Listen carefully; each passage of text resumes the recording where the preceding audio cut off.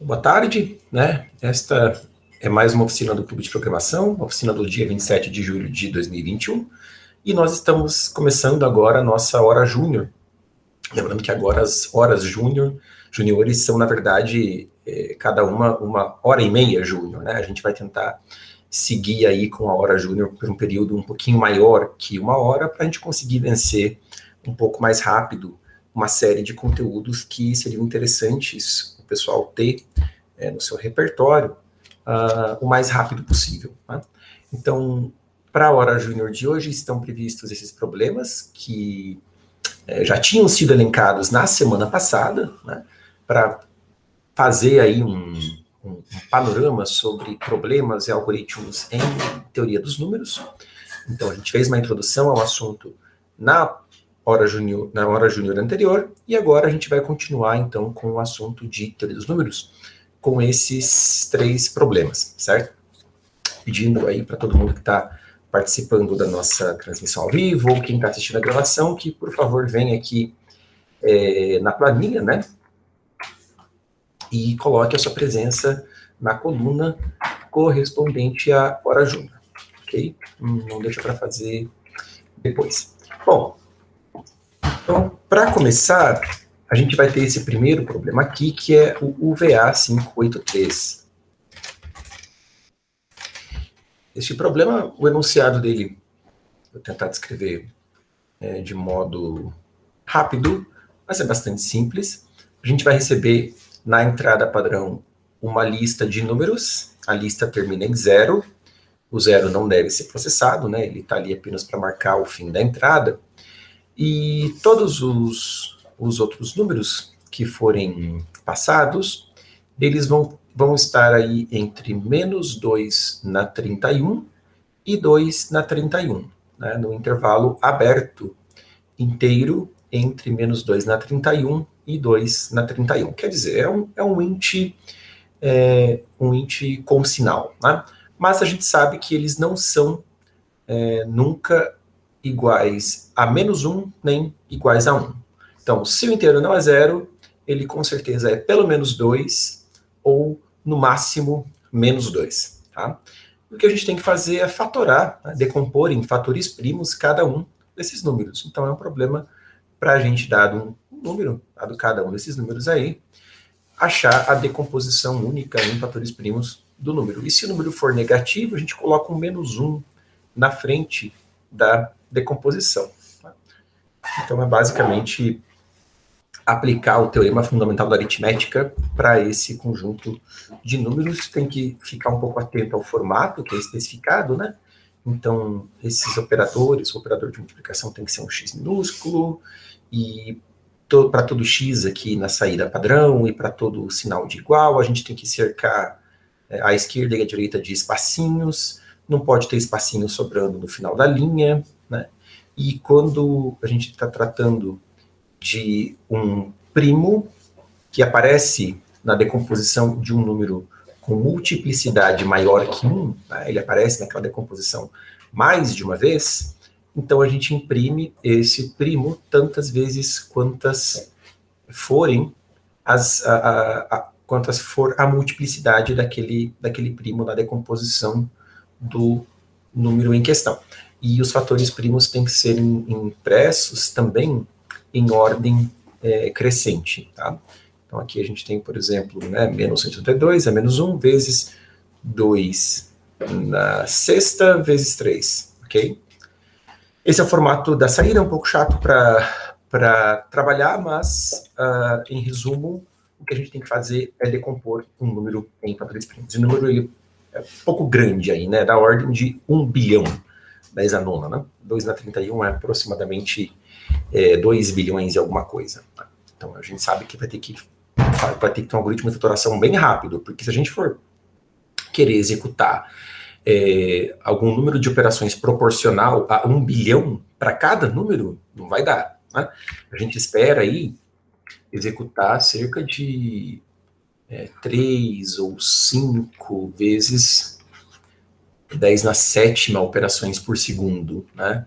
Não muito mais que isso. Dependendo da operação, a gente consegue até executar 10 na oitava, assim, operações por segundo, mas não muito mais que isso. E, assim, na média, né? É claro que varia de processador para processador, etc. Mas, assim, na média a gente considera aí esse número mágico de operações de alto nível para serem executadas, pelo menos no contexto de competições de programação. Então, se eu quero executar 10 na nona operações, eu vou precisar de, sei lá, algo de 1 a 2 ordens de grandeza maior do que aquilo que eu consigo executar em um segundo. Então, eu estou falando de 10 segundos até 100 segundos, né? Que eu vou precisar para processar a fatoração de um número. Então, a gente realmente precisa fazer o serviço de um jeito um pouquinho mais esperto, que não demande tanto tempo assim para a gente conseguir fatorar um número. Então, esse é o assunto, né? Como que a gente faz para fatorar eficientemente um número inteiro? E aí, um algoritmo que é super importante quando a gente fala de fatoração é o tal do crivo de Eratosthenes. Esse algoritmo ele já apareceu aqui várias vezes nas oficinas regulares, mas acho que é a primeira vez que a gente aborda esse algoritmo, né? Nas horas juniores, aqui na nossa jornada de iniciação ao clube de programação. Lembrando, para quem está chegando no clube agora, caiu por acaso nesse vídeo, esta hora júnior faz parte de um conjunto de horas juniores, né, de um curso, de uma jornada de iniciação, e é super recomendável que você assista às horas juniores anteriores para conseguir entender ou acompanhar aquilo que nós estamos fazendo nesta hora júnior. Então, fechando parênteses, o crivo de Eratosthenes é um algoritmo que a gente até estuda no colégio, é comum a gente se deparar com esse algoritmo, e ele existe para a gente conseguir conhecer ou determinar quem são todos os números primos no intervalo inteiro. Então, por exemplo, quem são todos os números primos de 2 até 20? De 2 a 20. Então, a gente escreve aí numa tábua todos os números de 2 a 20. A gente sai executando o seguinte procedimento. Então, pega o primeiro número que não foi considerado ainda, que no caso é o 2, circula ele e risca, elimina todos os números múltiplos de 2. Eles com certeza não são primos. Tá? O 2 com certeza é primo.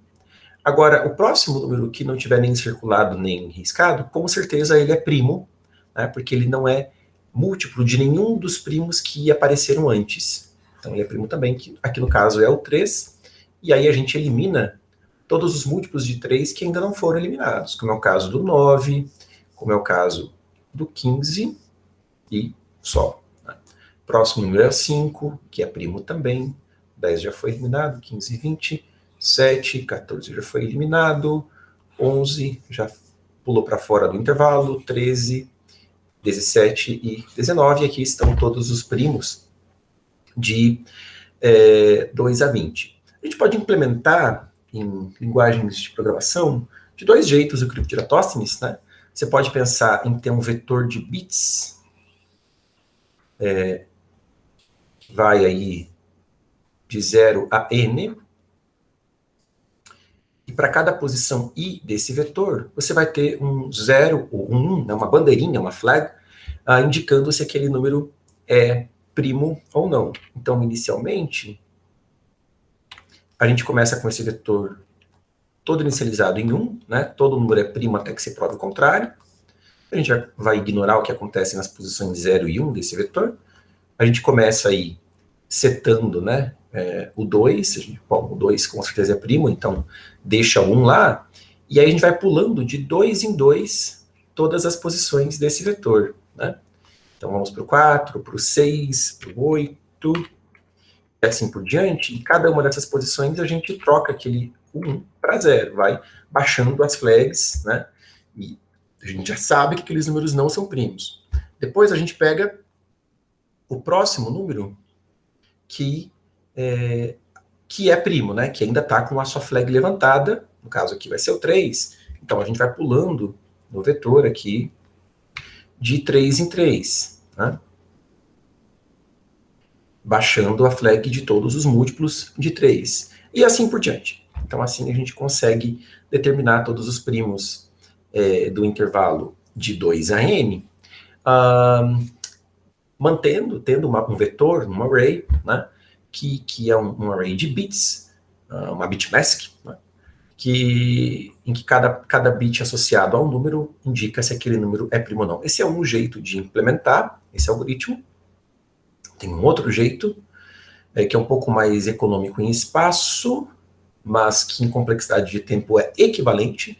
Ele executa exatamente o mesmo número de operações se for implementado com cuidado. Tem alguns truques de implementação que a gente precisa tomar cuidado para que o algoritmo seja executado corretamente, mas que é o seguinte: a gente começa com um vetor com um número primo lá, que o primeiro número primo sempre é o 2, né? Aí o próximo número, i, é o 3. E a gente quer saber se o 3 é primo. Então a gente vai tentar dividir o 3 pelos números primos que a gente já conhece. Então o 3 não é múltiplo do 2. Então o 3 entra no nosso vetor de primos. Então veja, aqui o que a gente obtém é um vetor com bits, zeros ou uns, indicando se os números são primos ou não. Aqui o que a gente vai obter é um vetor com todos os primos do intervalo. Tá legal? O próximo número, é o 4. O 4 divisível por 2. Então, o 4 não entra. E na hora que eu já vejo que o 4 divisível por 2, eu já aborto a operação para o 4 e já parto para o próximo primo, né? Para o próximo número, que é o 5. 5 não dá por 2, 5 não dá por 3, então 5 também entra. O 6 dá por 2, não entra. O 7 entra, né? Porque não dá por nenhum dos dois números. O 8 dá por 2, não entra. O 9 dá por 3, não entra. O 10 dá por 2, não entra. E, bom, e assim por diante a gente vai construindo, né, o vetor de números primos. Veja, parece que não é o mesmo algoritmo, mas no fundo é. Ambos os jeitos de implementar são implementações do crivo de Eratosthenes e têm a mesma complexidade computacional. Né? Mesma complexidade computacional no sentido de fazem o mesmo número de operações. Desde que essa segunda abordagem aqui a gente tome um cuidado. Então, por exemplo, se eu vou colocar aqui o 13, né? Então, eu coloquei o 11, aí vou colocar o 13, certo? Então, na hora de colocar o 13, eu não vou verificar a divisibilidade do 13 por 2, por 3, por 5, por 7 e por 11. Se eu fizer isso, eu estou fazendo mais operações no cômputo geral, a soma total do número de operações que eu estou fazendo mais operações do que estaria fazendo naquela lógica reversa, que eu vou pulando por todos os números, né? Até porque, por exemplo, quando chega no caso do 11, o 11 já pula para o próximo número, que é 22, e já sai para fora do limite do intervalo. Então, não há essa comparação do 11 com o 13 naquela lógica de implementar o crivo de Eratosthenes, né, na lógica anterior. Então, por que agora eu estou fazendo a comparação do 13 com o 11? Veja que para o 13, a partir do momento que eu descobri que o 13 não é divisível por 2, nem por 3, eu não preciso mais verificar a divisibilidade do 13 por nenhum dos outros números que eu conheço. Né? Por quê? Porque 5 ao quadrado já é 25, que é maior que 13. Né? Então eu vou olhando para os primos enquanto os quadrados desses primos são ainda limitados ao número que eu quero decidir se é primo ou não. Mas a partir do momento que eu cheguei no 5 aqui, eu já sei que o 13 é primo, eu já posso incluir o 13 no vetor de primos.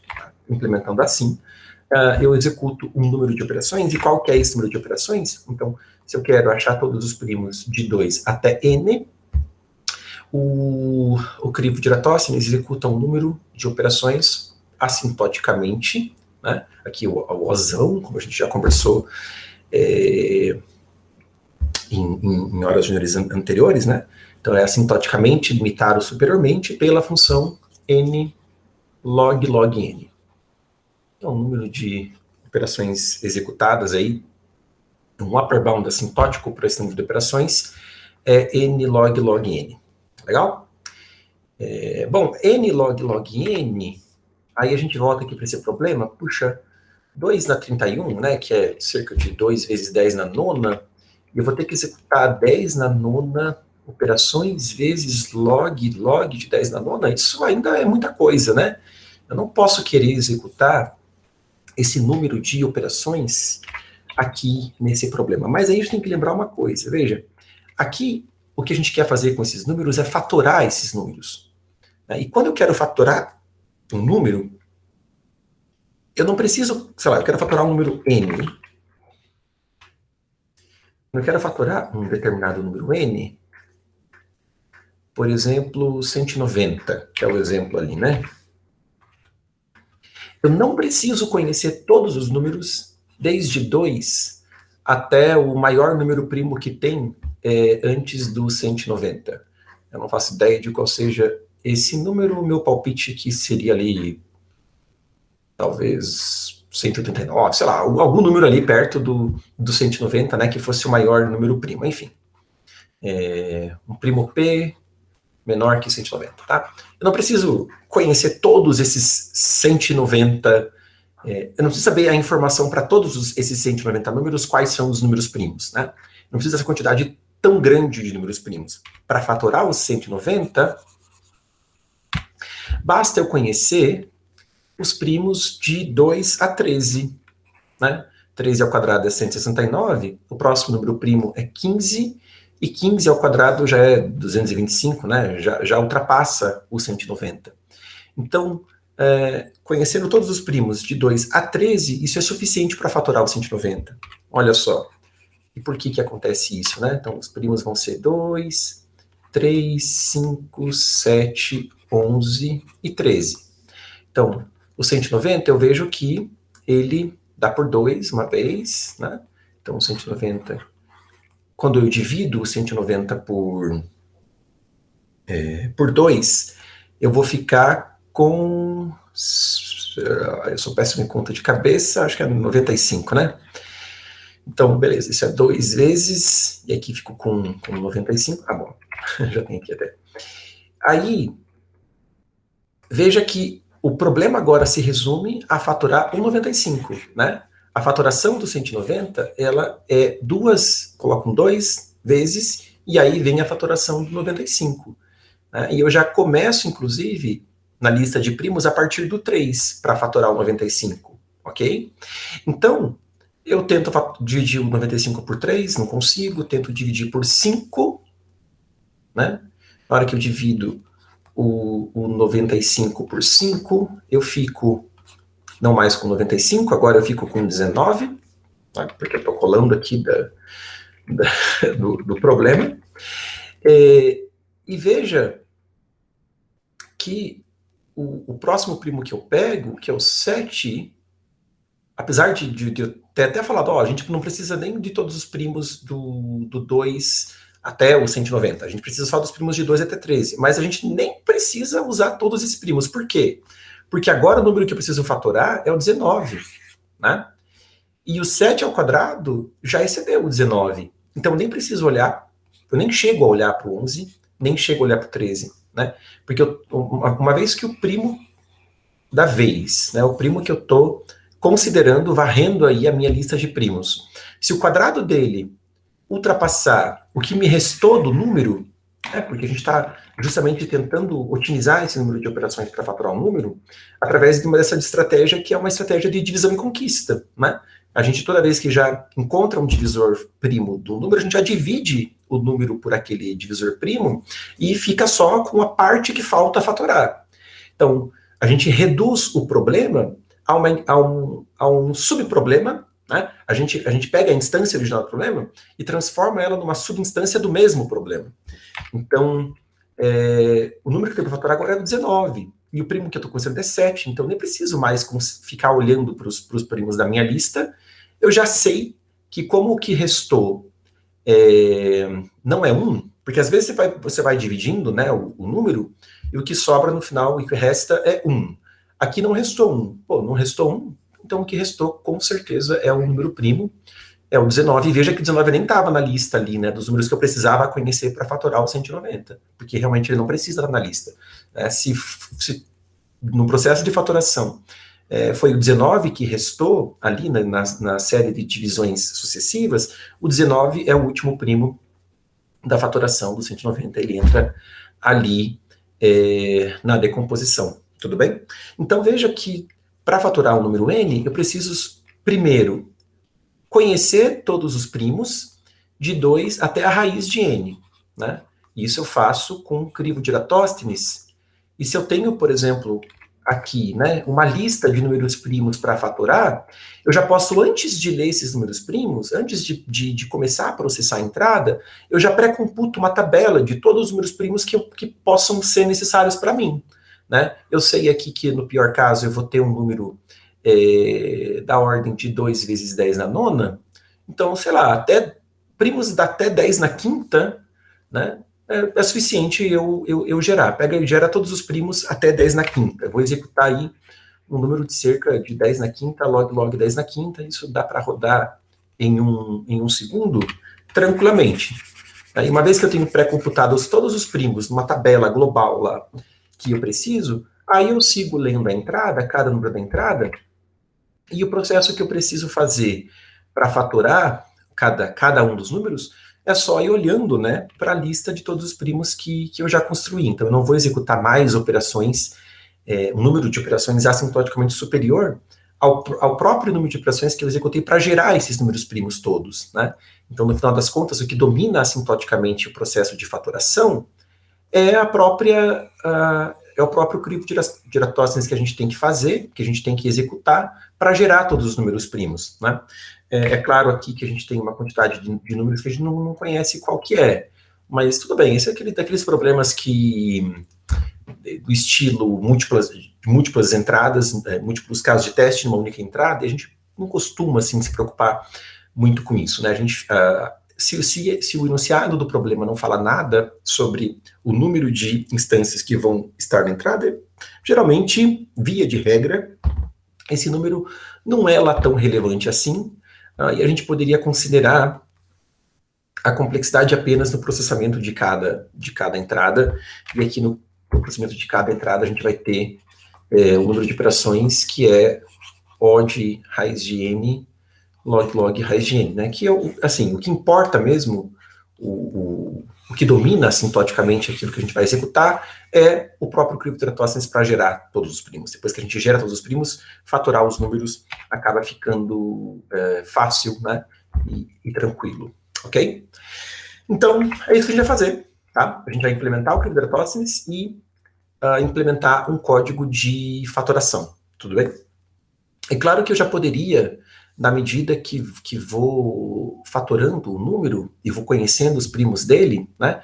E vejo, o 192 aqui, ele dá por 2, 6 vezes, eu já podia ir largando na saída, eu já podia ir imprimindo, inclusive, todos os primos, né? Com alguns cuidados aqui para atender o formato especificado pelo enunciado do problema.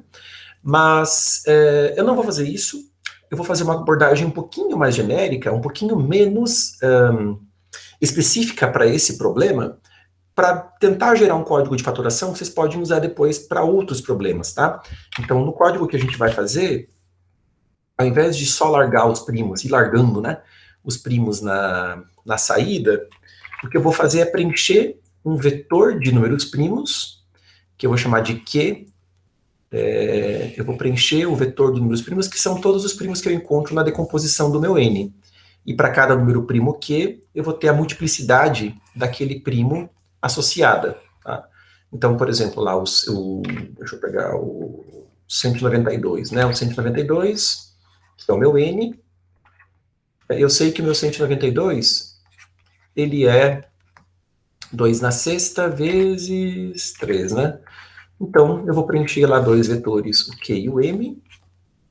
Então, o Q vai ter 2 e 3, né? O K vai marcar a quantidade de primos que eu tenho na decomposição do meu número N, então meu K aqui vai ser 2, tá legal? E o M vai ter 6 e 1, né? Esse vetor M vai guardar as multiplicidades de cada primo. Porque para alguns problemas, saber as multiplicidades é importante, dependendo do tipo de coisa que você tem que resolver. E aí, então por isso que eu vou construir esses vetores Q e M, que eu acho que é um código de fatoração que vocês podem ter no caderninho para usar depois quando precisam dele, né?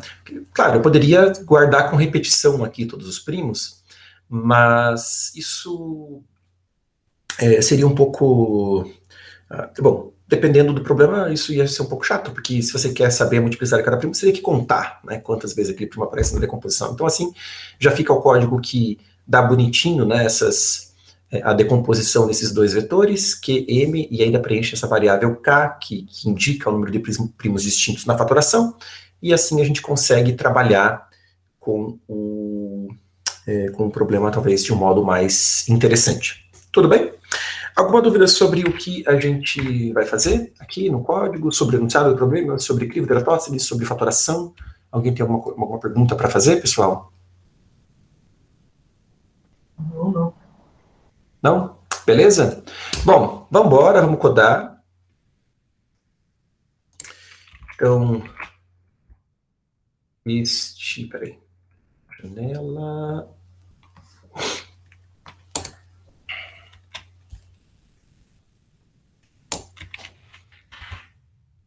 Essa barra do commit fica entrando na frente.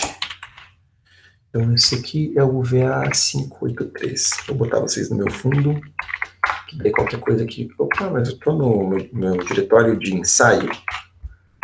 Quero no diretório TMP temporário.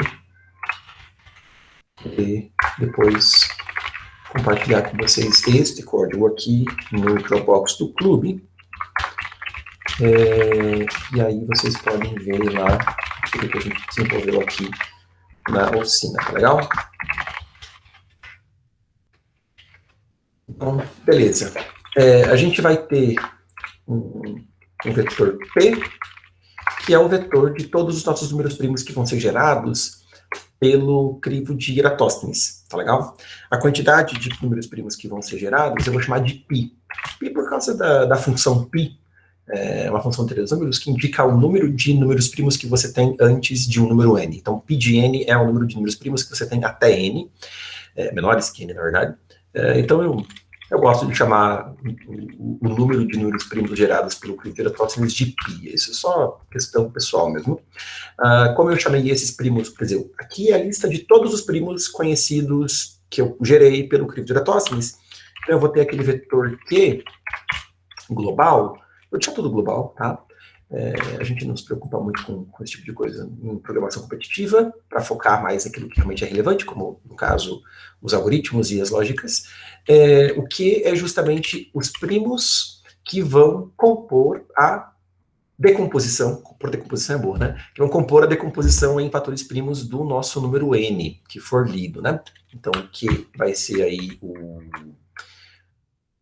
vetor, os primos Q são os primos na decomposição do n.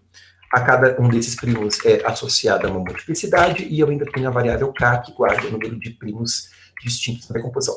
Isso tudo está global, assim, não é por acaso, é também porque eu vou ter depois uma função de fatoração, e a função de fatoração, vou até chamar ela aqui, sei lá, para fatorar o número n, né, quando eu quero fatorar o número n, o que ela faz, como esse Q, esse m e esse K são globais, então ela opera globalmente essas variáveis para corresponderem à fatoração do n. Assim, eu não preciso ficar passando vetor para lá, vetor para cá, né, que você tem que ficar passando esses argumentos todos. Então, deixa global, a função fatoração está vendo essas variáveis globais e ela preenche lá o que ela tem que preencher, né? Isso é um pouco cômodo e mais simples, né, por contexto de programação competitiva.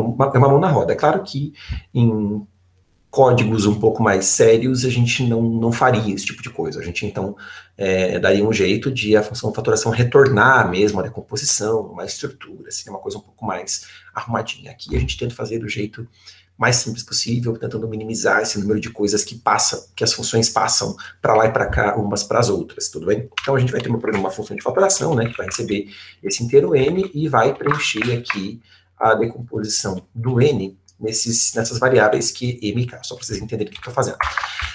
Max é o número máximo de primos que eu posso ter. Eu falei que eu vou querer gerar primos até 10 na quinta, né? Eu não preciso de 10 na quinta posições para guardar todos os primos de até 10 na quinta. Na verdade, eu preciso de aproximadamente 10 na quarta posições. O teorema dos números primos diz que o π de n ele é assintoticamente aproximado aí, n sobre log neperiano de n. Então, eu não precisaria de 10 na quinta posições, mas quer saber? Deixa o 10 na quinta lá, mal não vai fazer, eu não vou usar todas as posições alocadas estaticamente para o vetor, tá tudo bem, né? Chuta o pau da barraca. Não fica se preocupando com esse tipo de coisa, não. Pelo menos nesse problema a gente não precisa se preocupar. Talvez, se fosse o caso de algum outro problema, esse tipo de informação ser relevante, né? Agora, então tá, a gente, como eu falei, a primeira coisa que a gente vai fazer no nosso código, antes, inclusive, de processar a entrada, é rodar o crivo de Eratosthenes. O crivo de Eratosthenes vai implementar aqui nessa função sieve, né, que não recebe nada, não retorna nada, e preenche aqui no vetor P todos os primos. Eu vou deixar, como eu quero que esse código seja útil para vocês possam, usar num caderninho futuramente, eu vou fazer até aqui um crivo que recebe um número n e gera todos os primos até esse n, tá? Então aqui, quando eu começo a função main, o que eu vou fazer é chamar o crivo para max, né, para 10 na quinta. 10 na quinta é mais do que o suficiente para eu conhecer, né, dos números primos até 10 na quinta, porque 10 na quinta ao quadrado, 10 na 10, já passou o meu 2 na 31, que é o maior número que pode aparecer na entrada, tudo bem? Então, o que esse crivo vai fazer? Então, vamos primeiro nos dedicar aqui à tarefa do crivo, né? Tipicamente, eu não faço assim, tipicamente a gente escreve o código da função main inteiro e depois é preenchido as funções, mas aqui é a tarefa do crivo de Eratosthenes, eu vou me dedicar a ela um pouquinho antes de conversar sobre a função main. Então, hoje eu vou fazer um pouco diferente, a gente vai primeiro implementar o crivo de Eratosthenes, nesse código um pouquinho mais genérico, também o código da fatoração, que vai preencher essas três variáveis, que é m e k, e depois a gente vai lá para a função main e resolve o problema específico, né, do UVA 583. Bom, como eu falei, aqui eu vou implementar o crivo naquela abordagem de construir esse vetor de números primos, né? Depois a gente vai fazer um problema que vai usar outra abordagem, que a gente vai ter os for alinhados, que a gente vai pulando de 2 em 2, de 3 em 3, de 5 em 5 e assim por diante, fazendo o que tem que fazer, tá legal? Então, para vocês terem as duas implementações, experiência, né, com as duas implementações. Então tá, aqui eu vou começar com um primo do meu vetor, que é o 2, né, o 2 é sempre o primeiro número primo que a gente conhece, então eu já tenho um número primo. A meu π já é 1, já tenho um número primo na posição 0 do vetor P, que é o 2. Aí eu vou começar um for em 3 e até o meu n, né? Eu quero gerar os números primos até n, mais. Aqui eu teria que deixar menor igual, né? A rigor, porque eu estou pedindo para gerar os números até n, inclusive. Vai. Então, o que eu quero fazer dentro desse for? Eu quero saber se o i é primo. Porque se ele for primo, ele vai entrar no vetor P. Então eu vou ter uma flag que eu vou chamar de prime, 1, né? E se eu vou fazer o que eu tiver que fazer para descobrir se o i é primo ou não, e se no final das contas a flag continuar levantada, o primo i, o número i, que eu descobri que é primo, ele entra no vetor P. Quer dizer, eu faço P, pi, recebe i, né? Então, isso tem o efeito de colocar o i na posição π do vetor, porque as posições vão de 0 a π-1. Aí eu incremento a variável π, né? E aí o vetor ganhou uma posição nela contendo a variável i. Esse aqui seria o equivalente ao pushback do C++. E se você quer implementar isso aqui com o vector do C++, usando pushback, tudo bem, tudo certo. Estou implementando aqui com alocação estática em C puro mesmo. Eu gosto de usar a alocação estática sempre que possível, mas aqui também seria totalmente viável e tranquilo usar a alocação dinâmica, né, o vector do C++, sem problemas. Bom, aí vai começar o nosso for de dentro, né, do crivo. A gente tem que saber se esse i é primo olhando para todos os primos já conhecidos. Então eu vou olhar para todos os primos desde a posição 0 até a posição π-1, só que enquanto esse primo j for menor que a raiz do meu número i, que é o número que eu quero saber se é primo ou não, tá legal? E também enquanto a flag está levantada, né? Porque se a flag baixar, eu já interrompo esse, já aborto esse for, porque eu já descobri que o número não é primo, tudo bem? Então j++. o que eu faço aqui dentro desse for? Eu preciso pegar o número i, que eu quero saber se é primo ou não, dividir pelo pj, né, pelo primo na jésima posição do vetor p, e essa divisão, o resto dessa divisão, tem que dar diferente de zero. Tá? Porque se der zero, eu sei que o número não é primo. Então eu pego a flag e faço um e bit a bit com essa condição. Né? A flag continua levantada só se o resto da divisão de i pelo primo pj for diferente de zero. Senão a flag baixa e não levanta mais. Okay? Este é o crivo de Eratóstenes. Alguma dúvida, pergunta sobre o código? Sim, só uma observação. Oi. O J ali não foi definido, eu acho. Ah, tá. Sim, obrigado. Obrigado. Mais alguém?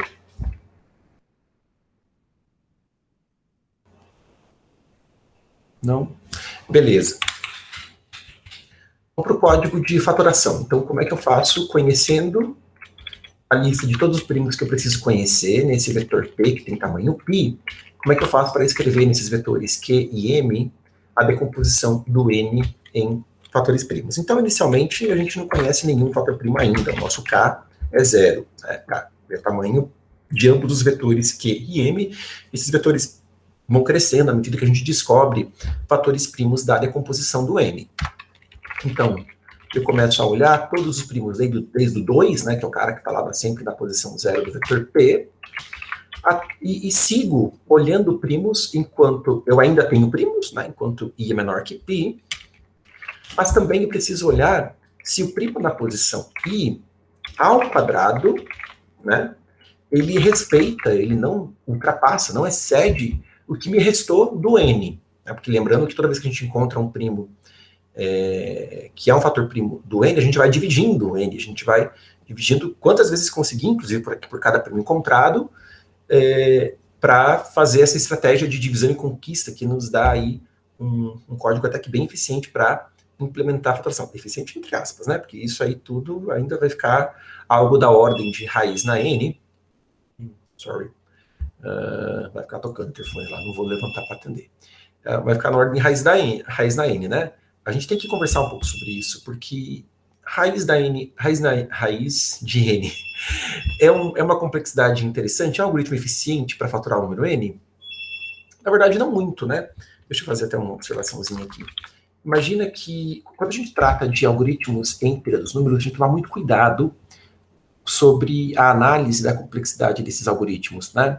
Aquele algoritmo que vocês aprenderam lá no primeiro curso de programação que vocês fizeram na vida, que decidia se o número era primo ou não, só verificando se todos os números entre 2 e n menos 1 eram divisores do n. Né? Você vai dizer para mim, esse algoritmo é bom, porque ele é O de n, ele faz O de n divisões. O de n é ótimo, né? É linear. Linear nada, né? Linear o caramba. Por quê? Porque complexidade de algoritmos a gente faz sempre em função do tamanho da entrada. O n não é o tamanho da entrada, o n é a entrada. Né? O tamanho da entrada é o log de n, é a quantidade de bits para representar o n. Então, se eu tenho um algoritmo que executa n operações para uma entrada de tamanho log n, esse algoritmo não é linear, ele é exponencial, na verdade. Né? Então, aí eu vou fazer uma otimização nesse algoritmo. Ele, ao invés de verificar todos os divisores de 2 a n menos 1, eu vou verificar todos os divisores de 2 a raiz de n. Então, agora, a complexidade do algoritmo é O de raiz de n. Tudo bem, mas assim, raiz de n é n na meio, né? N na meio. Continua exponencial. Imagina, chama esse log n de m, né? O que fica o n na meio quando eu troco o n por 2 na m? Né? Porque se o m é log de n, o n é 2 na m. Então, isso aqui, a complexidade do algoritmo ali, ela vai ficar 2 na m sobre 2. Né? Continua exponencial ainda. Então, raiz de n não é lá tão eficiente assim para fatorar, mas para o contexto de programação competitiva é o que a gente espera mesmo.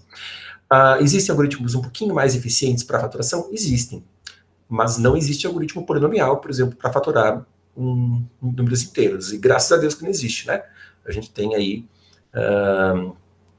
inclusive, o esquema de criptografia RSA, ele só funciona porque ninguém sabe fatorar eficientemente números inteiros, né? Pelo menos com computação clássica. Com computação quântica existe um algoritmo polinomial, mas a gente dá também um pouco de graça a Deus que ninguém ainda conseguiu implementar interessantemente esse algoritmo, que é o algoritmo de Shor, né? Para, na prática, assim, fazer ele, por exemplo, quebrar chaves de criptografia do RSA, que são números gigantescos, né? Que tem em torno aí de 8.192 bits. Então, a gente está falando de números da ordem de 2 na 8.192, né, números muito grandes.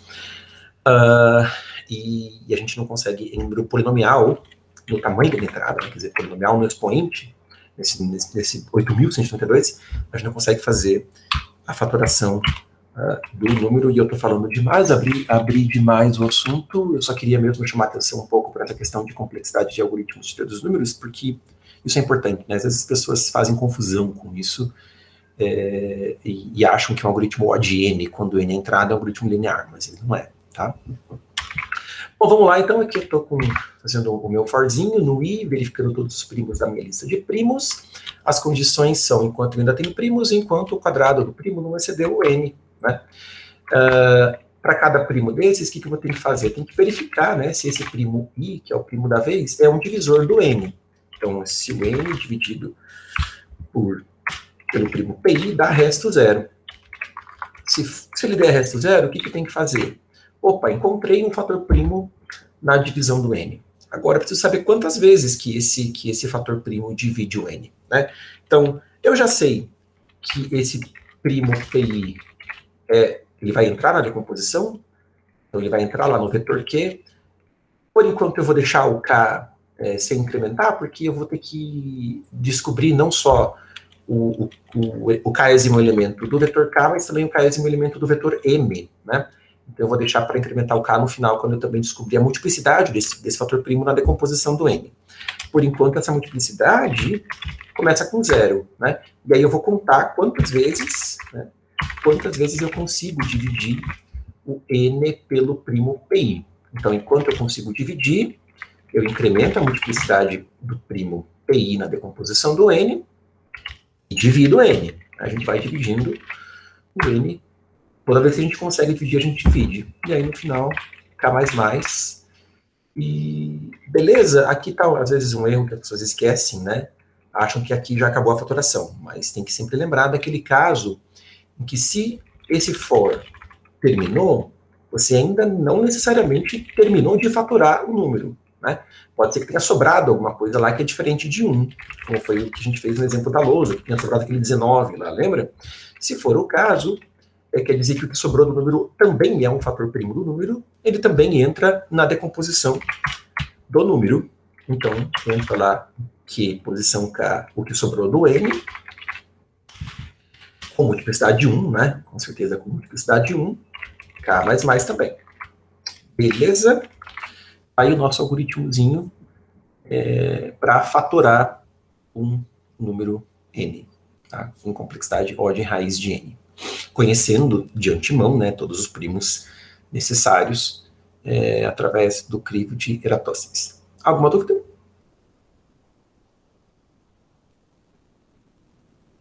Não? Muito bem. Então agora vamos lá para o nosso problema. Opa, tudo em ordem. Obrigado, Lucas. Lucas está comigo. A gente vai primeiro executar o crivo para conhecer todos esses primos que a gente precisa conhecer. E aí, uma vez que a gente executou o crivo, a gente vai ler todos os nossos números, né? N da entrada. E a gente processa enquanto o N é diferente de zero. Quando o N for zero, acabou. A gente pode fazer isso com o operador vírgula, né? Como eu já falado nos níveis anteriores. Você coloca aqui a vírgula. Então, o while ele sempre vai executar esse scanf, mas o que vai ser passado como critério para o laço rodar é a última operação que foi encadeada aí nessa sequência de operações com o operador vírgula. Portanto, o laço roda se o N for diferente de zero, né? Se o N for verdadeiro. Porque o N for zero é falso e o while para. Uma vez que para cada N que eu pego da entrada, eu vou fatorar, né, o n, só que o n pode ser negativo nesse problema, então eu fatoro, na verdade, o valor absoluto do n. Mando lá o algoritmo de fatoração que eu implementei, escrever naqueles vetores globais, né, que m, e com o auxílio da variável k, a decomposição em fatores primos do valor absoluto de n. Agora, o que eu preciso fazer é printar, né, imprimir naquele formato chato lá.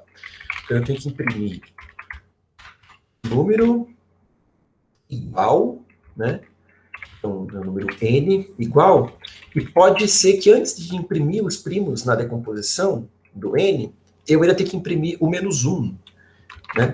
O menos 1 é uma string s. Então, se o n for menor que 0, então ainda eu imprimo menos 1, né? Senão eu não imprimo nada. Veja a importância de você colocar esse percentual S grudadinho aqui com o sinal de igual, né? Porque daí, no caso de imprimir menos 1, eu imprimo esse espaço necessário antes, senão, eu sempre estou numa situação em que se eu quero imprimir um fator primo, sei lá, o x2, né, o x2 é o primo da vez que vai ser impresso, o que eu vou imprimir, na verdade, é sempre o espacinho antes do x, o espacinho depois do x, e aí o fator primo. Porque quando eu fizer a impressão do último fator primo, não vai ficar espacinho sobrando no final da linha. Tá legal?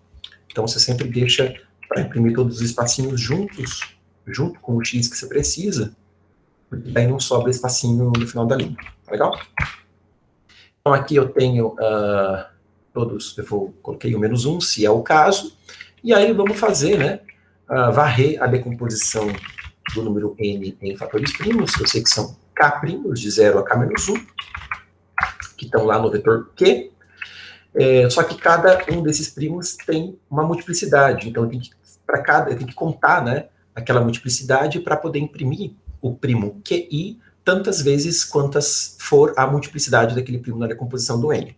Então, int j recebe 0, j menor que o mi, né, que é a multiplicidade do primo PI na decomposição do n j++, e aí eu imprimo o primo QI, né, com alguma coisa antes, que que vai ser o espacinho, x espacinho.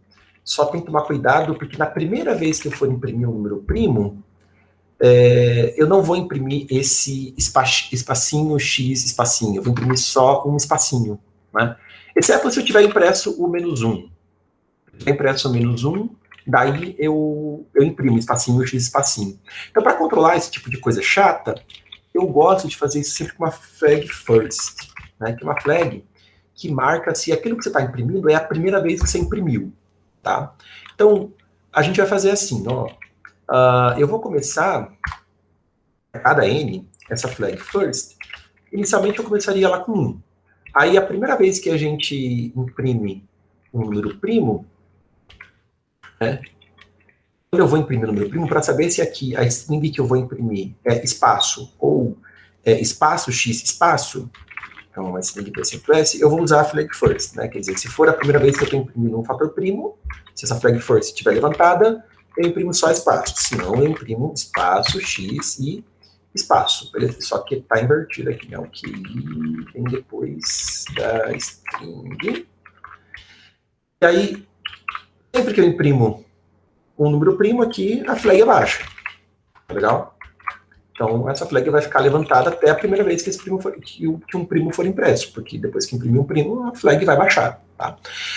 Só tem que tomar um pouco de cuidado por causa desse menos 1. Né? O menos 1 também tem que fazer a flag já começar abaixada.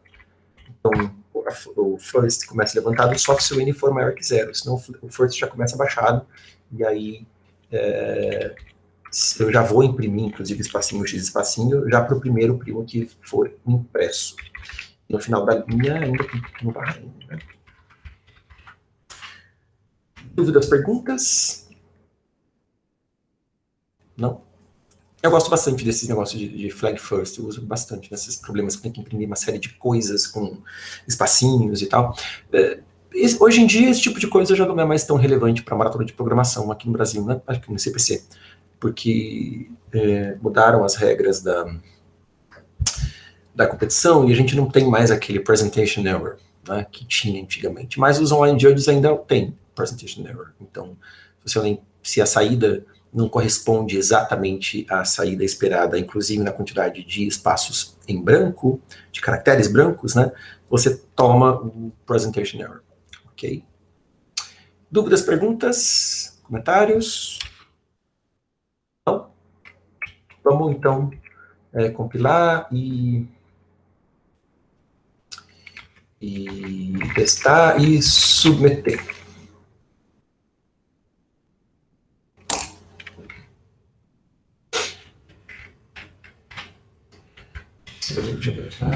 Ver 583.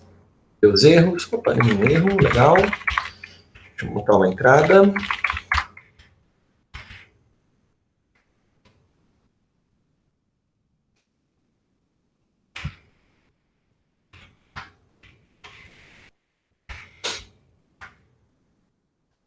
Aparentemente é a mesma saída aqui. Aqui. Para amostragem. Acho que está funcionando, hein? Parece que sim. Então, vou submeter lá no VA.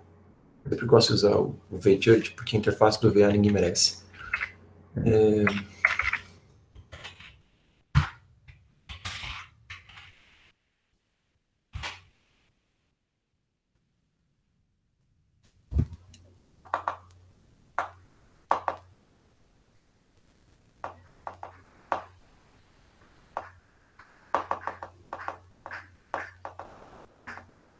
E passou. Beleza? Alguém tem alguma coisa para perguntar sobre os algoritmos ensinados aí? Ou esse problema em específico? Não? Ok. Então vamos para o próximo problema da lista. A gente segue com a hora júnior até 16h30. E o problema é o RSA. Né? Um problema que caiu, inclusive, na final brasileira. Ah, não foi na final brasileira, acho que foi na primeira fase da maratona de 2014. Então, ele caiu. Acho que a primeira fase. Bom, enfim, foi na maratona de 2014, ou primeira fase, ou final brasileiro, não lembro. E a ideia é você quebrar o RSA desse problema. O enunciado do problema, ele descreve como funciona o RSA. Então, no RSA, para quem não conhece o sistema de criptografia RSA, o que está acontecendo aqui? Ok. A gente tem o sistema de criptografia de chave pública, né? Então, sempre, pessoal, eu tenho uma chave pública, você quer mandar uma mensagem criptografada para mim, né? Eu te mando a minha chave pública, né, eu coloco em exposição aí a minha chave pública e falo, ó, você quer mandar mensagem cifrada para mim? Cifra a tua mensagem com a minha chave pública. Aí quando eu recebo outra mensagem que está cifrada, eu só consigo decifrar a mensagem com a chave privada, que é uma chave que só eu tenho, né? Que eu guardo lá 7 chaves, e com essa chave privada eu consigo decifrar a mensagem que foi encriptada com a chave pública, né? Então, é um esquema de criptografia assimétrico. A ideia é a seguinte. Então, você tem dois números primos P e Q, que são escolhidos aí, né? E a gente computa esse número N, que é o produto de dois primos. Veja que isso é uma coisa interessante, né, sobre o problema da fatoração. Quando que o problema da fatoração é muito difícil? Será que é quando eu tenho muitos números primos na fatoração do N? Na verdade, não. Né? O problema da fatoração, ele é o caso mais extremo dele é quando ele é o produto de exatamente dois primos só. Né? Porque daí, claro, se eu encontrar um primo, eu encontrei outro. Mas aí fica muito difícil achar esse número primo no universo de números entre 1 e raiz de n. Né? Agora, se eu tenho muitos primos na decomposição do N, por aquela lógica lá de divisão e conquista, né? Se eu tenho muitos primos na decomposição do N, toda vez que eu acho um número primo que divide o N, eu já divido o N por aquele número primo, achei um número primo P lá que divide o N, e aí eu vou vou quebrando o problema em subinstâncias e vai ficando cada vez mais fácil, né, resolver, encontrar a fatoração do n. Então, o problema da fatoração, o pior caso dele é justamente quando eu estou falando de um número que é o produto de dois primos. E é o caso aqui no RSA. O número n no RSA, ele é sempre o produto de dois primos. Aí, a gente sabe que a função tociente de Euler para o número n, que é o produto de dois primos, ela é p-1 vezes q-1. O que diabos é a função tociente de Euler? Deixa eu falar um pouquinho dela rapidinho, que ela também vai aparecer no próximo problema, que a gente vai tratar aqui na hora júnior. A função tociente de Euler de um número n, ela diz qual que é... Deixa eu botar o n maiúsculo. Ela diz qual que é... Oh, meu Deus do céu. Tá difícil. Tá. Debatendo com a lousa aqui. Ela diz qual que é o número de números coprimos do n menores que o n. Então, por exemplo, quanto é φ de 20? Né? Quem são os números menores que 20 que são coprimos com o 20? Quer dizer, coprimo quer dizer que o máximo divisor comum é 1. Então, eu tenho 1, é o número coprimo do 20. Eu tenho 2, não é, né? Bom, lembrando que o 20 é 2 ao quadrado vezes 5. Então, 2 não é coprimo com 20, 4 não é coprimo com 20, 5 não é coprimo com 20, mas eu sei que o 1 é, o 3, 4 não, 5 não, 6 não, nenhum par vai ser, porque todo par vai ter o máximo divisor com o 20 pelo menos 2, né? Então, o 7 é coprimo com 20, o 9, o 11, 13, 15 não, 17 e 19. Né? Então, a função tociente de Euler do 20 é 8. Né? Todos esses números aqui são coprimos com o 20. E uma propriedade interessante aí que a função tociente de Euler tem, uma fórmula que a gente consegue fechada para a função tociente de Euler, é que se meu n, eu encontrei a decomposição em fatores primos dele, né? Então ele pode ser escrito da forma P1 elevado na M1 vezes um P2 elevado na M2, etc., até um PK elevado na MK. Então, essa aqui é a decomposição em fatores primos pelo teorema afrontado aritmética do número n. Né? Então, veja, no caso do 20 lá, né, eu tenho que ele é 2 ao quadrado vezes 5. Então, veja, a princípio, eu tenho 20 números de 1 a 20, certo? Mas aí eu descobri que o 2 é um fator primo do 20. O 2 elimina todos os números que são múltiplos do 2 para serem coprimos com o 20. Né? Então, o 2, o 4, o 6, o 8, etc., eu sei que não vão ser coprimos com 20, eu tenho que descontar essa galera dos meus 20 números que eram os candidatos a serem coprimos com o 20. Né? Então, se fosse isso, tá, isso porque é 2. Então, quer dizer, metade dos números eu já sei que não são coprimos do 20. Metade. Né? Então, dos meus 20, os meus 20 números iniciais, eu tenho que descontar a metade. Agora, aqui no caso, o 3 não é um múltiplo, não é um fator primo do 20, mas o 5 é um fator primo do 20, né? Então, de todos os números que sobraram, que é justamente 10 números, né? Eu sei que o 5 vai eliminar 1/5 desses números. O quinto eliminaria 1/5 de todos os 20 números, mas como só sobraram 10, 1/5 desses números, 1/5 de 10, vão ser eliminados da fatoração, que no caso, esse 1/5 de 10, esses 2 números que vão ser eliminados, né? Eu sei que são o 5 e o 15, eles são os números que serão eliminados desse conjunto de candidatos a coprimos com o 20. Né? Então, eu sei que se eu vou eliminar 1/5, vão ficar 4/5 números, né, que são coprimos com o 20.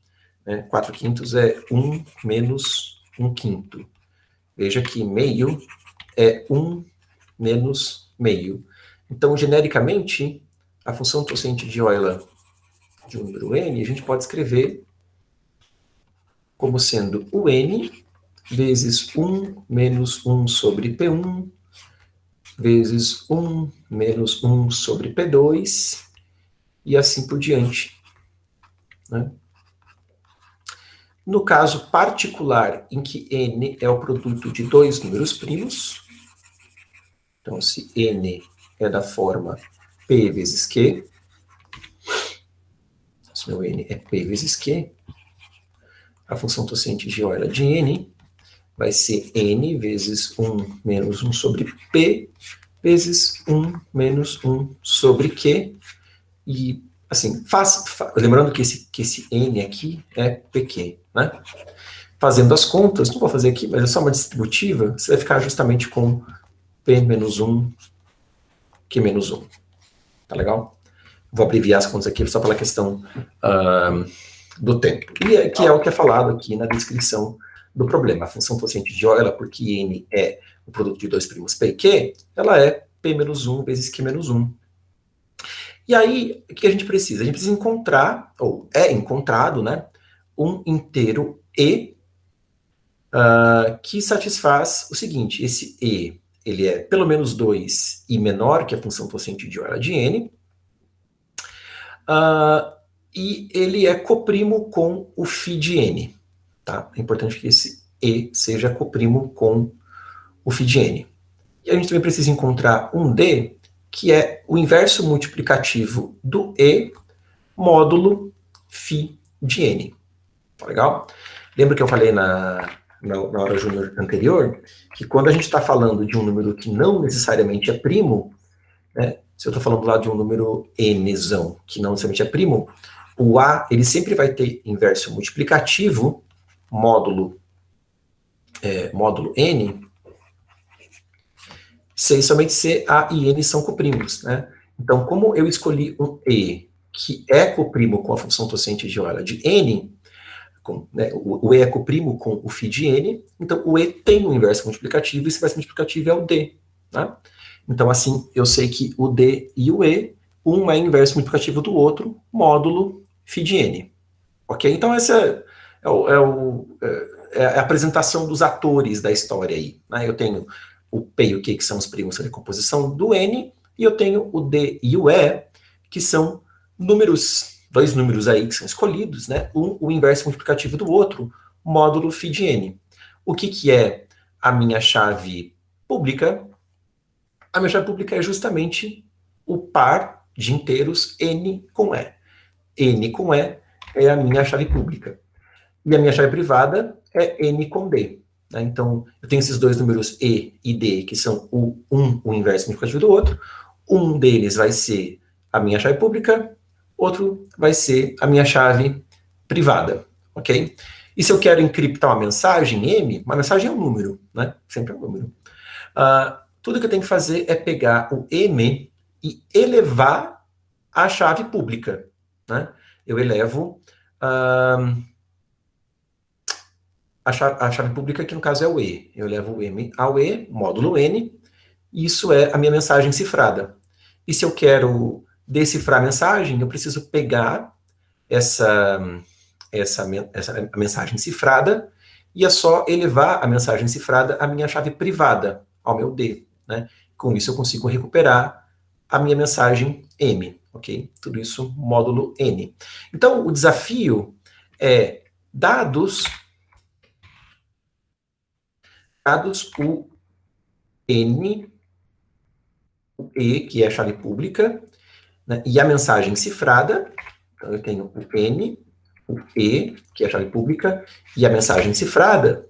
Eu preciso imprimir a mensagem original. Né? Eu preciso decifrar a mensagem. Para decifrar a mensagem, eu preciso justamente encontrar quem é o inverso multiplicativo do D módulo φ de N. Né? Módulo φ de N. Só que para encontrar quem é o inverso multiplicativo do E módulo φ de N, eu preciso saber quem é o φ de N.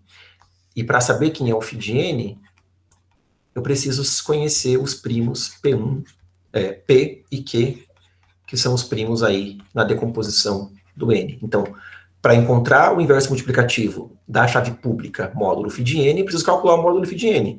E para calcular o módulo φ de n, preciso conhecer os primos na decomposição do n. Então, a dificuldade em você quebrar o protocolo de criptografia RSA está justamente na dificuldade de você fatorar o n, né? De você encontrar esses primos. Porque uma vez que você encontrou os primos, você encontrou o φ de n. Encontrando o φ de n, é muito fácil, né? Muito rápido a gente elevar encontrar o inverso multiplicativo da mensagem, desculpa, o inverso multiplicativo da chave pública, né? A gente faz isso com exponenciação binária, por exemplo, com o pequeno teorema de Fermat. Não, a gente não faz com o pequeno teorema de Fermat, né? A gente tem que fazer com o algoritmo de Euclides estendido, porque esse cara aqui não necessariamente é primo. Mas tudo bem, a gente faz aí com o algoritmo de Euclides estendido, tudo certo, né? Para encontrar o inverso multiplicativo módulo número que não necessariamente é primo, né? Mas isso a gente faz rápido, e tendo a chave privada, a gente consegue decifrar a mensagem só elevando a mensagem cifrada, né, à chave privada, módulo n. Tá? E elevar a mensagem cifrada à chave privada, módulo n, a gente faz com exponenciação binária, né, com exponenciação por elevação ao quadrado, como a gente aprendeu aí na última hora júnior. Tá legal? Bom, vamos então conversar sobre o algoritmo de Euclides estendido, né? Ele é uma peça importante na solução, porque a gente precisa calcular o inverso multiplicativo da chave pública módulo φ de n, né? A gente precisa calcular o inverso multiplicativo de E módulo φ de n, e o φ de n não necessariamente é um número primo. Aliás, ele não é um número primo, né? Porque ele é P menos 1 vezes Q menos 1, onde P e Q são primos distintos. Então, tá bom, né? Como é que a gente faz isso? A gente não pode fazer com o pequeno teorema de Fermat, mas dependendo na última hora júnior, a gente vai fazer com o algoritmo de Euclides estendido, tá legal? O algoritmo de Euclides estendido é o algoritmo de Euclides, que vocês já conhecem, para encontrar o máximo divisor comum entre dois números. Então, sei lá, se eu quero encontrar o máximo divisor comum entre dois números A e B,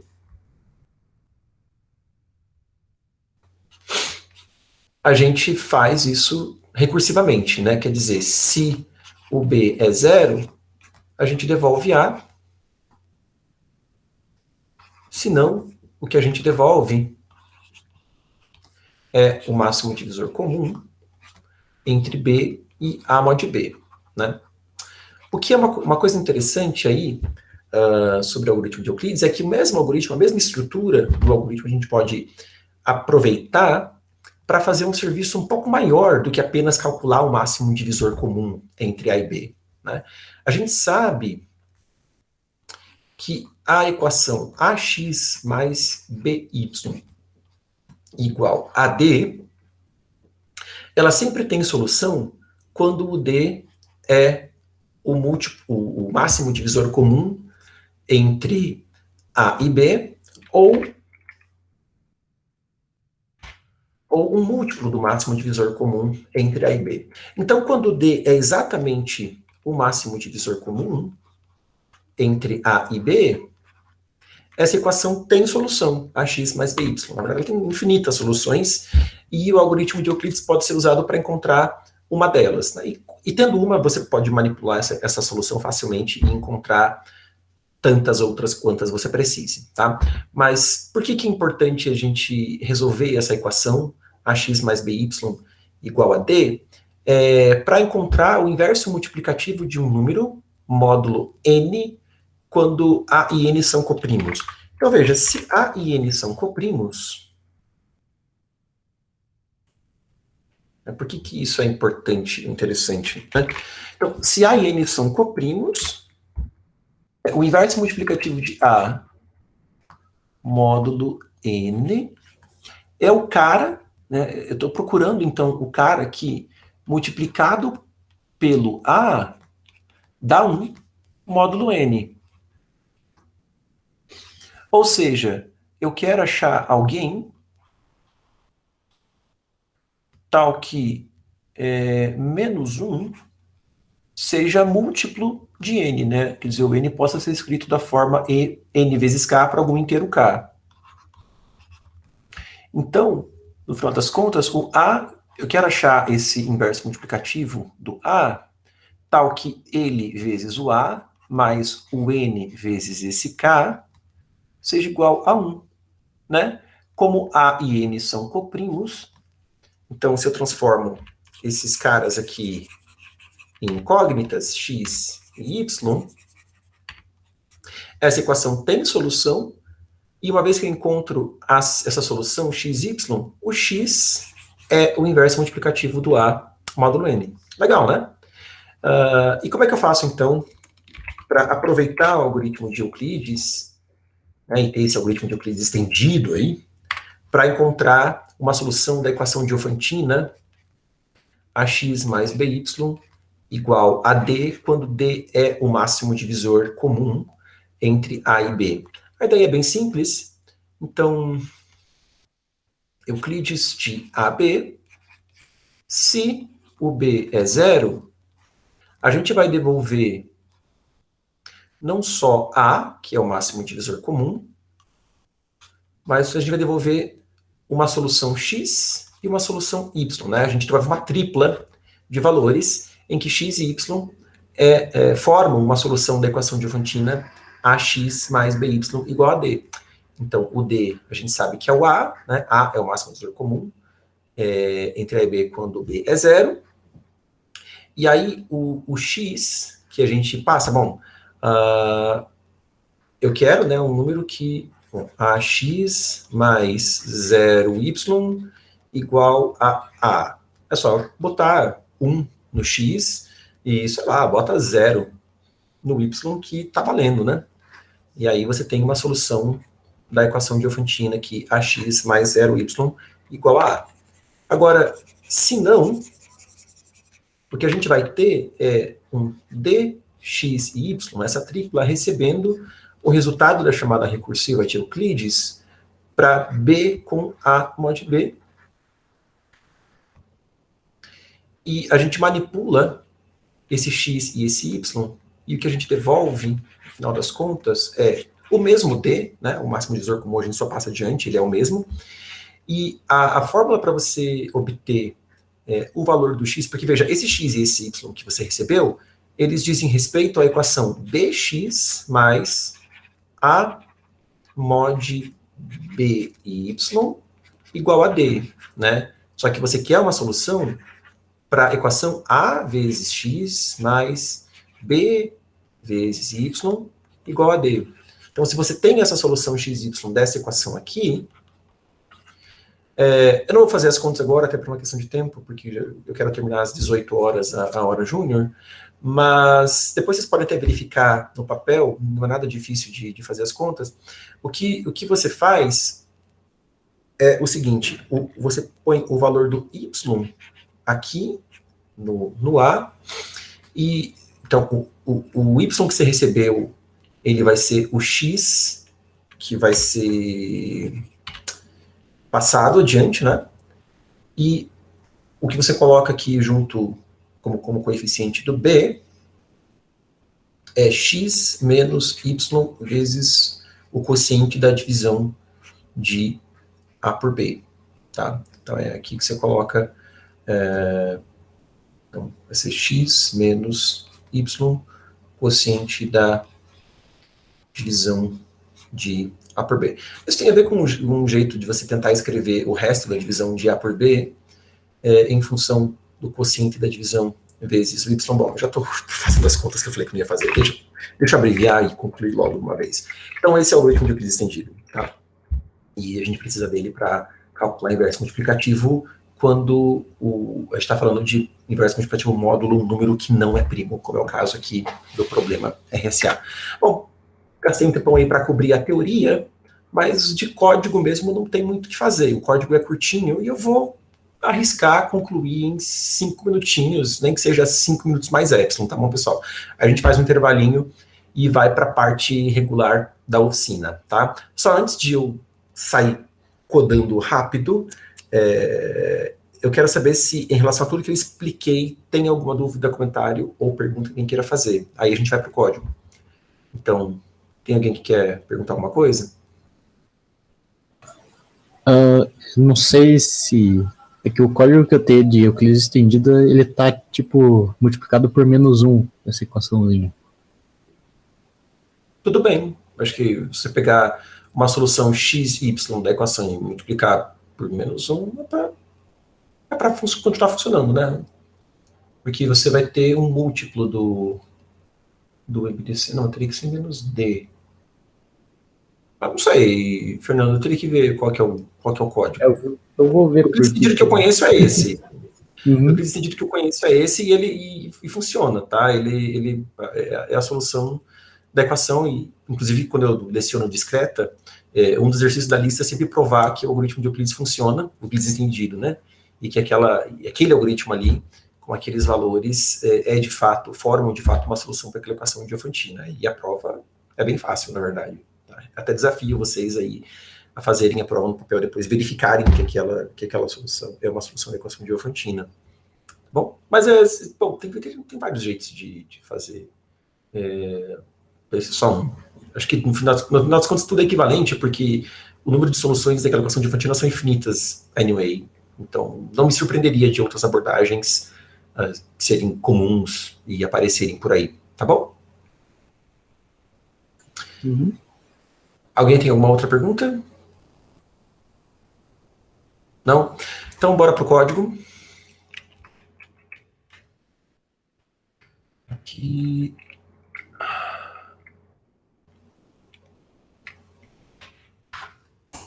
Esse é o RSA 1716.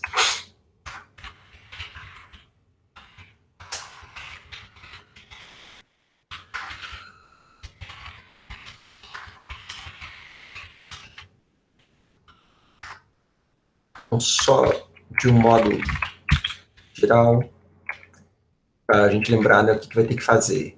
Então, a gente tem que ler esses números N, E e C. A princípio, eles são inteiros da descrição do problema. No entanto, eles batem muito perto lá do 10 na nona, e a gente sabe que a gente vai ter que fazer, por exemplo, elevações desses números, né, elevações modulares, exponenciações por elevação ao quadrado modulares, e não é seguro fazer essas operações intermediárias antes de tirar o módulo, se o número for próximo ali de 10 a nona. O próprio φ de n não vai caber no int, porque o φ de n vai ser da ordem, vai ser p vezes q, né, quer dizer, então não vai rolar. Não, o φ de n vai caber sim. Mas, enfim, as operações intermediárias não vão caber no int, então eu vou trabalhar tudo com long de cara, por causa das operações intermediárias. A primeira coisa que a gente faz, então, é ler esses LLD, LLD, LLD. Ler esses três valores, N, E e C. Aí, eu preciso rodar um crivo de Eratóstenes, mas veja que aqui o crivo, eu vou rodar ele de jeito um pouquinho modificado, porque no final das contas o que eu quero é encontrar a fatoração do N. Mas esse N é muito específico, né? Ele é garantido pela descrição do problema, que é o produto de dois números primos. Então, assim, basta encontrar um primo que divida o N, que eu encontrei o outro. E para encontrar esse um primo que divide o N, eu vou rodar um crivo de Eratóstenes. Né? Um crivo só para fatorar, porque um crivo que vai gerando os números primos a partir de 2, 3, 5, e quando ele encontrar um primo que divida o N, ele para. Tá? Então, esse crivo, ele recebe o N só para poder encontrar um primo que divide o N, ok? E esse primo que ele encontrar, ele vai responder, ele vai retornar o primo que ele encontrou. Então, eu vou usar o crivo para fatorar o N, legal, né? E o Q eu sei que é o outro primo na decomposição do N. E aí também assim eu já posso calcular a função do quociente de Euler do N, que é o P menos 1 vezes Q menos 1. Legal? Aí encontrei o P e o Q e a função quociente de Euler. eu posso usar o algoritmo de Euclides, tá passando, preciso encontrar, né, o inverso multiplicativo do E módulo φ. Para isso eu vou ter duas variáveis globais lá, que o algoritmo de Euclides estendido vai trocando aquelas variáveis, né, que no final das contas vão compor a solução x e y da equação EX mais φy igual a 1.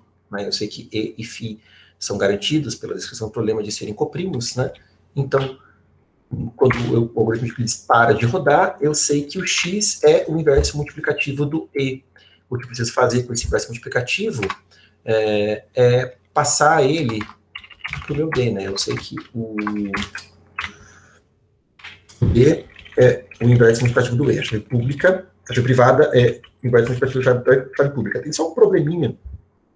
Tem que tomar cuidado, porque dependendo da solução que o algoritmo de Euclides constrói, esse x, ele não necessariamente está entre 0 e φ menos 1. Às vezes é um número negativo.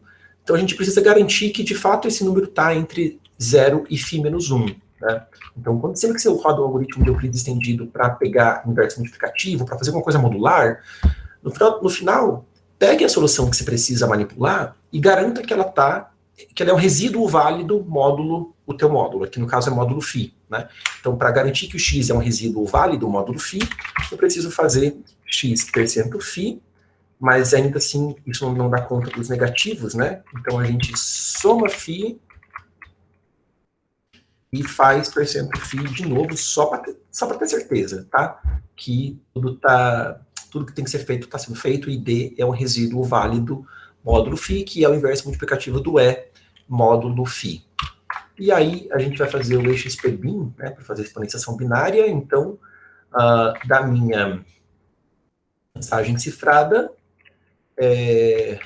eu vou elevar a mensagem cifrada à chave privada, e isso módulo n. Né? Eu vou passar um módulo aqui, parâmetro do EXPBin, e essa é a resposta. Né? É o que eu vou imprimir, %LLD barra n, EXPBin CDN. Beleza?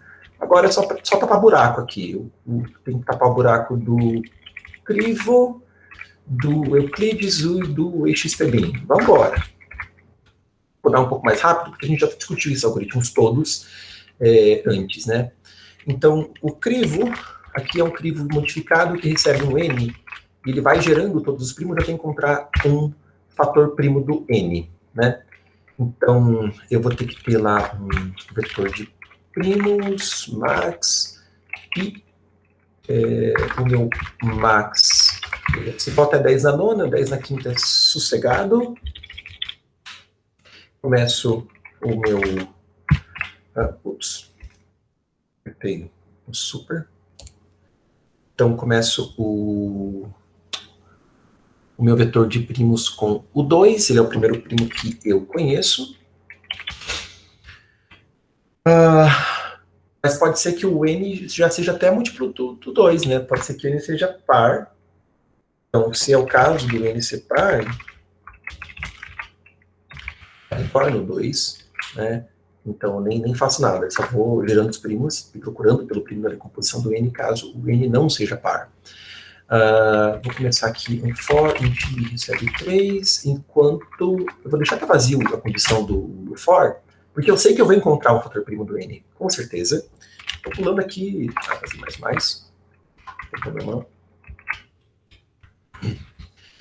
A ideia é a seguinte, então R recebe a raiz de I, né, como a gente fez lá no outro problema. Eu tenho uma flag prime que recebe 1, inicialmente, né, todo número é primo até que se prove o contrário. For J recebe 0, enquanto eu ainda tenho primos, e enquanto a flag está levantada, e enquanto o primo J é menor ou igual que a raiz de I, J++, prime, mesmo código que a gente fez antes, né? A condição para a flag continuar levantada é o I não ser divisível pelo primo PJ. Se I continua sendo primo, no final das contas, eu preciso fazer, além de incluir o i no vetor P, eu vou verificar se o i que foi encontrado não é um divisor do n, porque se for, eu já devolvo o i que eu encontrei, o primo que eu queria. Beleza? Dúvidas, perguntas, aqui não declarei o J. Vamos embora. Euclides, bom, o próximo aqui seria o Euclides estendido, né? Tá, vamos fazer o Euclides estendido, então. Euclides para dois inteiros A e B. Se o B é zero, eu vou retornar o A, né? O A é o máximo divisor comum entre A e o B, só que antes de retornar o A, eu vou escrever lá nas variáveis globais x igual a 1, y igual a 0, né? Como a gente conversou na lousa. E 1 e 0 são a solução da equação diofantina, x mais b igual a D, né? Igual ao máximo divisor comum entre os valores. Aí, faço a chamada recursiva de Euclides para B com a mod B, e eu preciso, então, fazer com que a variável x receba y, né? E a variável y receba x menos y vezes o quociente da divisão de A por B. É claro que isso aqui vai dar ruim, né? Porque eu estou sobrescrevendo o x aqui. Então, preciso de uma variável temporária para me ajudar a fazer o serviço. Então, int x, eu vou colocar aqui, recebe o x. Daí eu faço um backup da variável x, né? Então, daí eu posso atribuir o x para y, e quando eu tenho que usar aqui o valor da variável x, eu pego lá na variável de backup e retorno D, que é o máximo divisor comum entre A e B, ok? Esse é o Euclides estendido. Falta codar esse experimento que a gente já codou algumas vezes, né? É elevar a B módulo N, tá? Então, se o B é 0, eu vou retornar 1. Se o B é ímpar, eu vou retornar A vezes A elevado a B menos 1, módulo N. Mas aí preciso ainda, fiz a multiplicação, tiro o módulo N, né? Se não, eu elevo a B sobre 2, módulo N, e retorno o resultado, né, disso ao quadrado, módulo N. Beleza? Dúvidas, perguntas, comentários? Meu Epsilon tá ficando grande ali, né, do tanto que eu falei que ia avançar das 18 horas. Vamos embora, então? Sharing. Lá e testar. Depois, pessoal, até recomendo dar uma estudada um pouco mais aprofundada nesses algoritmos, agora que vocês viram os algoritmos aqui na oficina, né? Quem sabe você queira assistir de volta a gravação da oficina, pausando, fazendo mais exemplos no papel para entender bem como esses algoritmos funcionam, né? Aqui na oficina a gente apresenta as coisas, mas às vezes é importante fazer mais testes de mesa para entender bem os algoritmos. Mais importante que tudo isso, com certeza, é fazer os problemas do treino, porque no treino vocês praticam esses problemas e aí vocês realmente internalizam esses algoritmos, entendem os algoritmos, né? E tudo isso vai fazer parte, de fato, do repertório. É treinando, é usando que a gente realmente aprende a como funcionam as coisas, né? Você só vai realmente aprender usando, treinando, estudando, testando, tá? Então, vamos ver quantos mil erros de compilação, porque eu codei com pressa. E não foi declarado. É verdade. Então, aqui seria LL, né? Detalhe, o que é LL também? X, Y, são globais. O que mais? Mais nada. Deixa eu pegar a entrada lá do... Colocou, né? Aqui... Tá lá, 1073, 71, 436. Tá, aqui deu certo, mas vai saber, é uma entradinha só. Sabe que eu já fiz esse código tantas e tantas e tantas vezes. Chapecó eu usava esse problema direto como exemplo para falar desses algoritmos todos. Eu gostava desse problema. Vamos embora.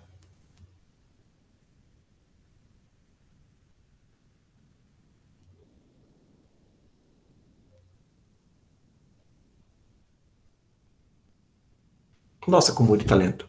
Bom, enquanto está testando aí, pessoal, então lembrando, né, façam os problemas do treino júnior, que vão ter problemas aí para vocês praticarem todos esses algoritmos, ok? Na próxima hora júnior, a gente já vai entrar no próximo assunto do nosso syllabus, aí, do nosso repertório que a gente está construindo na nossa jornada de iniciação, mas eu vou fazer no começo da hora júnior o problema que ficou ainda para fazer, porque ele é bem legal, esse UVA 10990, que é uma outra aplicação do algoritmo de Euclides, do algoritmo do crivo de Eratóstenes, mas quando você quer não apenas saber os números primos de um intervalo, mas você quer computar o valor para uma função numérica para todos os inteiros de um intervalo. Então, várias funções numéricas que têm relação com a decomposição em fatores primos de um número, como, por exemplo, a função torcente de Euler, a função sigma, né, que é a função da soma dos divisores, a gente pode adaptar o crivo de Eratóstenes e saber o valor dessas funções para todos os inteiros dentro de um intervalo, e a gente vai falar sobre isso na próxima hora júnior. Aqui deu accepted. Vamos fazer um intervalinho, a gente retorna 18h25, tá? Porque eu quero falar bastante coisa ainda na parte regular, que até desafio o pessoal da hora júnior a assistir a parte regular, porque vai ter mais um problema de teoria dos números que vai ser abordado na oficina regular, que é esse URI 1501. Então, fiquem na parte regular da oficina, que vai ser realmente muito, muito legal. Até logo, pessoal. Até mais. Até logo, pessoal.